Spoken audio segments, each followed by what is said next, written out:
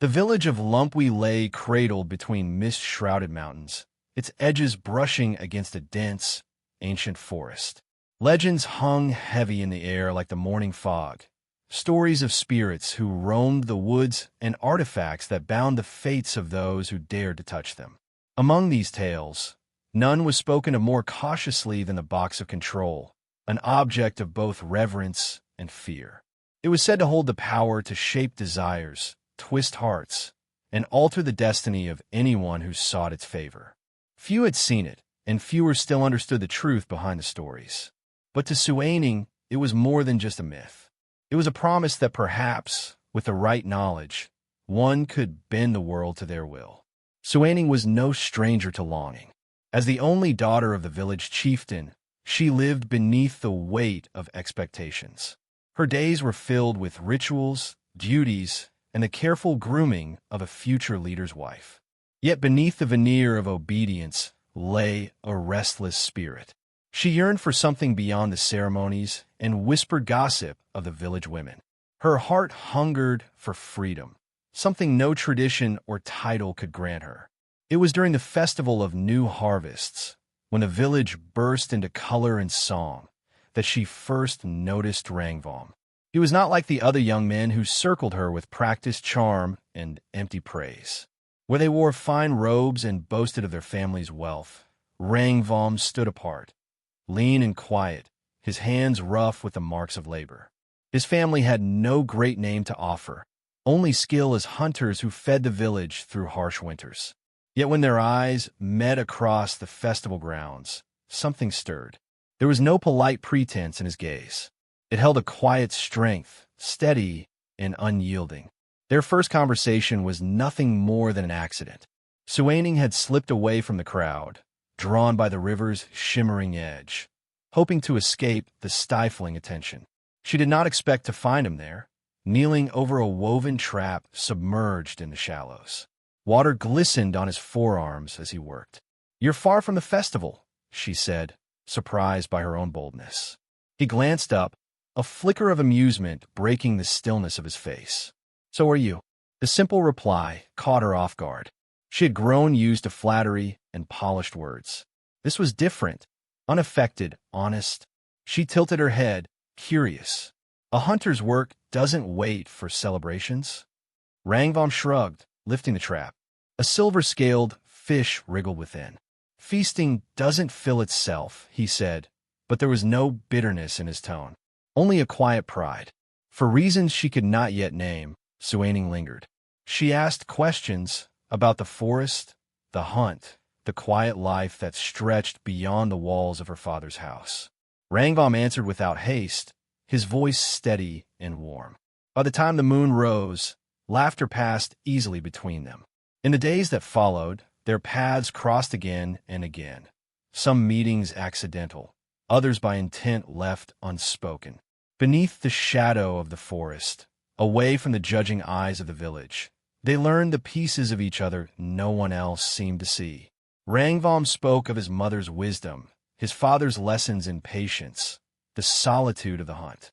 Suinīng confessed her dreams of a life unbound by duty, where she might choose her own path. With every word, the air between them grew heavier with something unnamed but undeniable. Yet in Lumpwe, love was rarely left to chance. The village elders believed that hearts could be swayed, molded like clay in careful hands. It was said that the box of control, passed from chieftain to chieftain, held the power to decide the shape of a person's desires. Suinīng had seen it only once. A carved wooden chest, small enough to hold in two hands, its surface etched with symbols too ancient to decipher. Her father guarded it with a vigilance that bordered on fear, warning that its magic was not to be taken lightly. Still, the idea of it lingered in her mind. What if love did not have to be left to the whims of fate? What if, with a touch of that mysterious power, she could hold on to the one thing the village would never give her willingly? The whispers had already begun. She heard them when she walked through the market, the murmurs of alliances being forged, of marriages being planned. It was no secret that her father intended to bind her future to a powerful family, securing his legacy through her hand. And Rangvom, no matter how steady his gaze or how fierce his heart, had no place in that vision. One evening, beneath the pale light of the waxing moon, they met at the edge of the forest where the air smelled of wildflowers and distant rain. Suining's heart pounded as she stepped close, close enough to see the curve of his jaw, the quiet longing in his eyes. "They'll never let us choose," she whispered, the words thick with sorrow. Rangvom's hand found hers, rough fingers brushing against her skin. "I would fight for you," he said, voice low and fierce, "if that's what it takes." For a moment, the world shrank to the space between them. She could feel the heat of his skin, the weight of his promise hanging between them like a thread stretched too thin. But even as her heart soared, doubt gnawed at the edges. Would love alone be enough to bend the will of an entire village? As the wind stirred the leaves around them, Suinīng thought again of the box, of the power hidden within its carved frame. Somewhere deep inside, a dangerous seed of hope began to take root. Perhaps fate was not as unyielding as the elders believed. Perhaps love could be held, shaped, controlled, if only she dared to try. And so, beneath the moon's watchful gaze, Suinīng made a silent vow.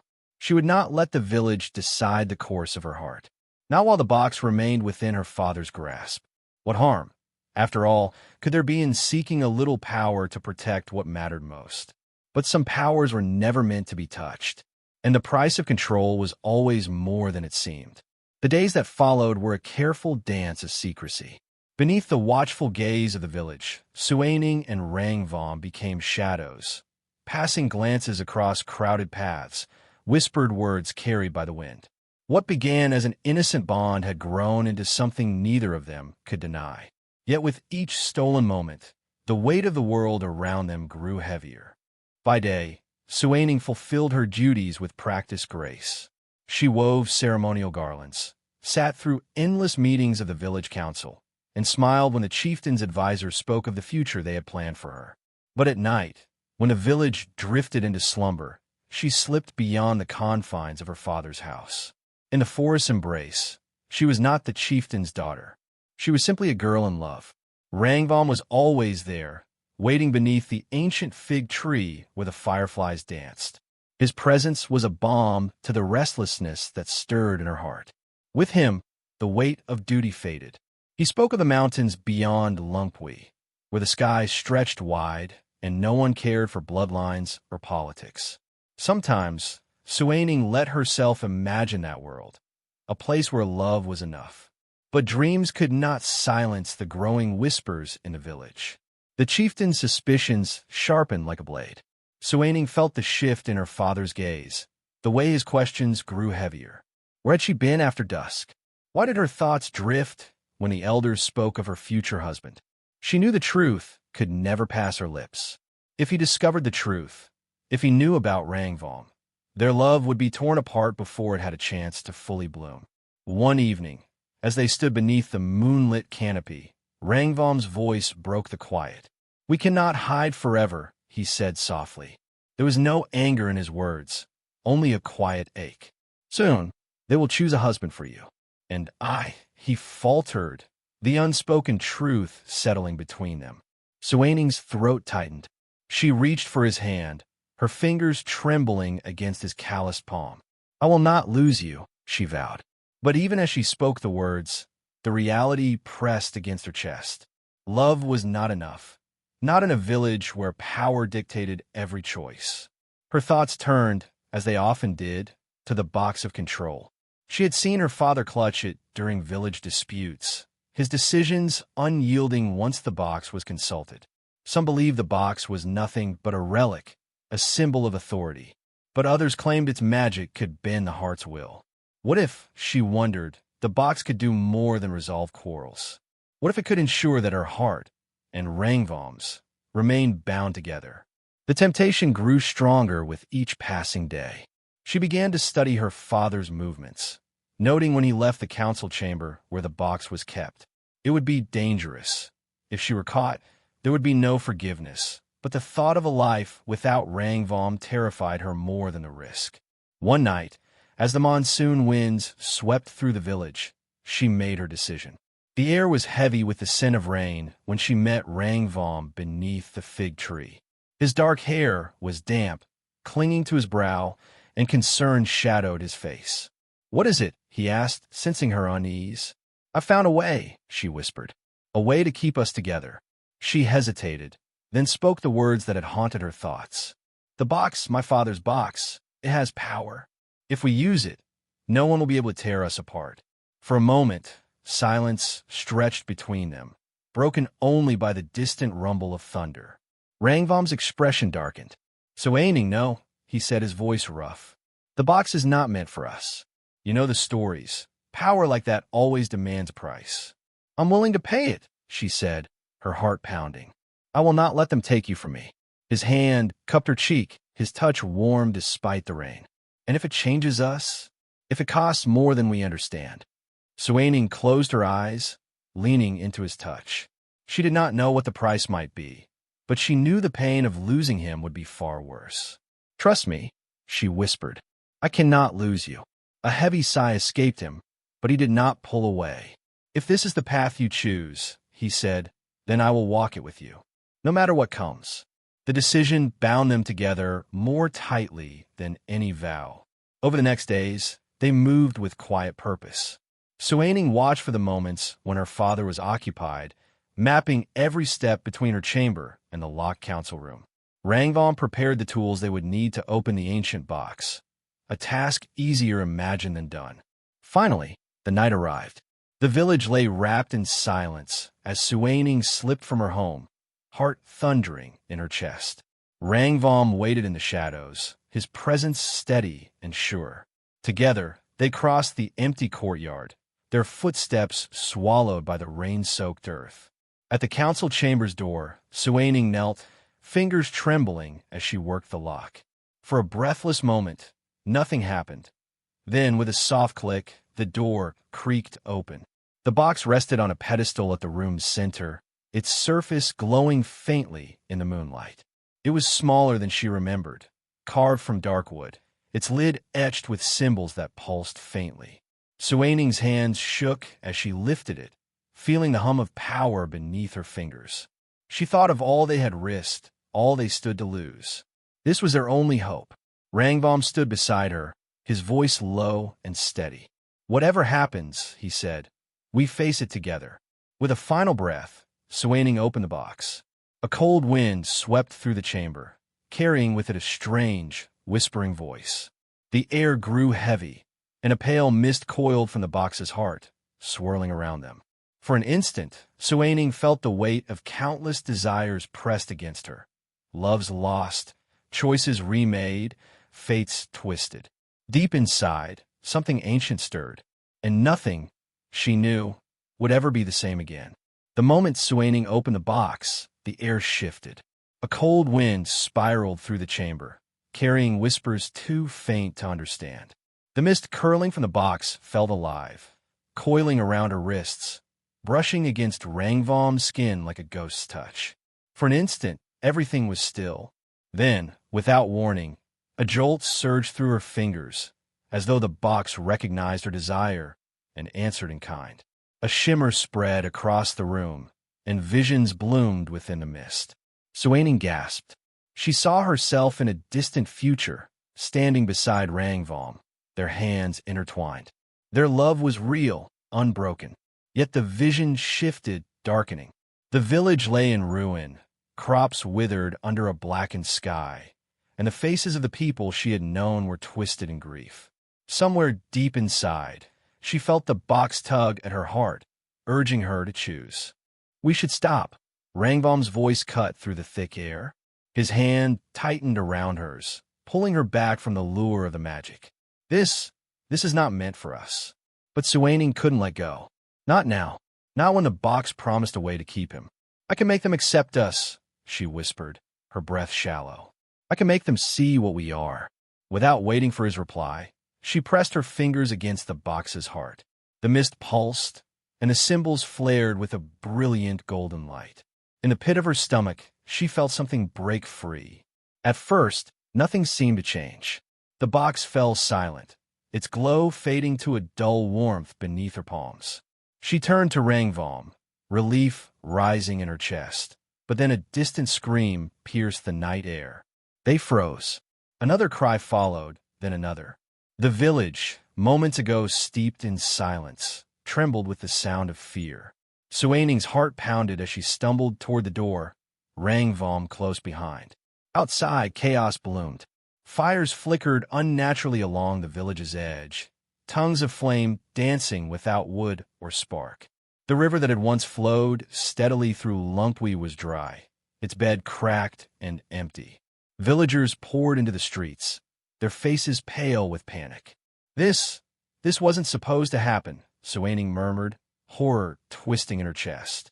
She turned to Rangvom, searching his face for reassurance, but his expression was grim. "It's the box," he said, his voice tight. "You've changed something deep." A chill settled into her bones. The box had given her a glimpse of the future, but it had not warned her of the cost. She had reached for control, and now the village itself was unraveling. Before she could speak, a new voice broke through the confusion, sharp and full of fury. "What have you done?" Suining's father stood at the edge of the crowd, his face carved with rage. His gaze fell to the box in her hands, and for a moment, silence hung heavy between them.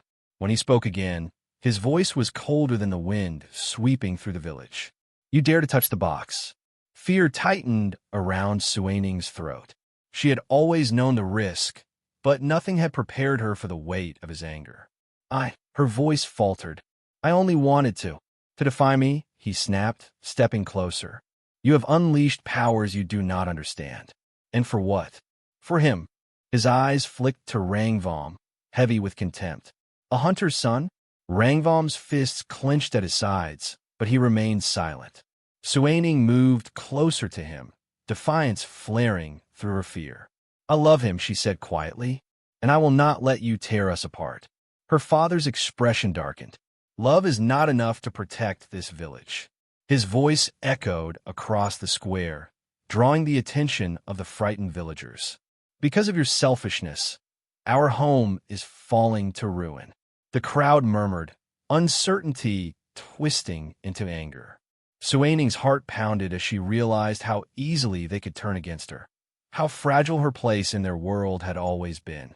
"You must answer for this," the chieftain declared, his words as heavy as stone. "The box's curse cannot be undone." And he lifted a hand, pointing toward Rangvom. "He will pay the price." "No!" Suinīng cried, her voice raw. She reached for Rangvom, but the village guards moved faster. They seized him by the arms, dragging him forward as he struggled against their grip. Rangvom's eyes found hers, fierce even in the face of danger. "I will not let them break us," he vowed. But there was nothing he could do against the weight of the chieftain's power.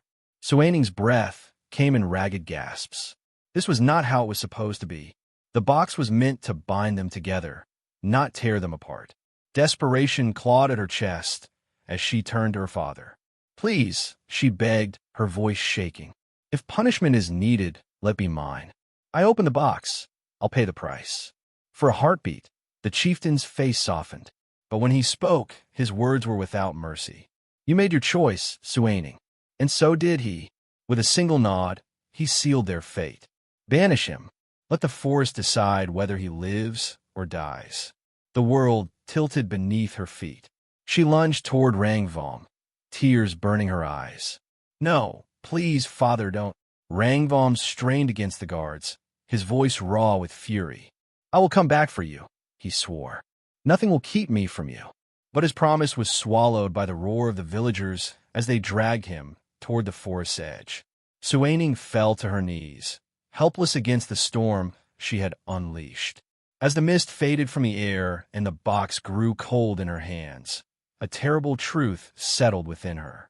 The power to control had never belonged to her, and the price of her desire was more than she could bear.